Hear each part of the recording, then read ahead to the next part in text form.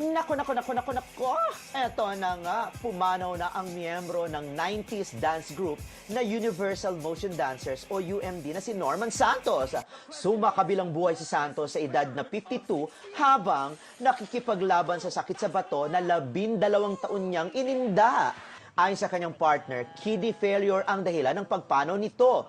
Dahil sa nasabing sakit, nangangailangan din ng regular dialysis treatments si Santos bago ito pumanaw. Sa kabila ng sakit, nagawa pang magkaroon ng reunion concert ng grupo pero nabalot naman ng issue dahil sa hindi umano patas na pagbibigay ng talent fee ng kanilang kapwa-miyembro. Samantala, nakapanayam pa namin noon sa programang Abante Liling si Santos kung saan ibinunyag nito na wala siyang tulong na natanggap sa pagpapagamot mula sa mga dating kagrupo. Noong una, si Wawi nakakasama ko. Kasi nagsusumba si Wawi. Sinasama niya ako. Tumutulong siya. Wala namang problema ron. Okay ako ron.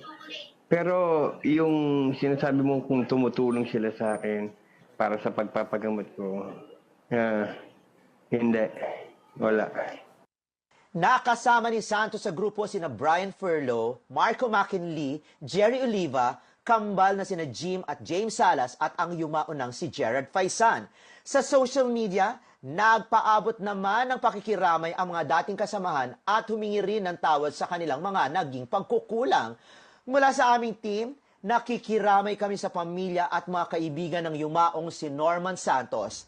Ako, si Ray Pumari, ang showbiz chichi ng Abante Radyo. Itong balitang mabilis, mabangis, at walang mintis.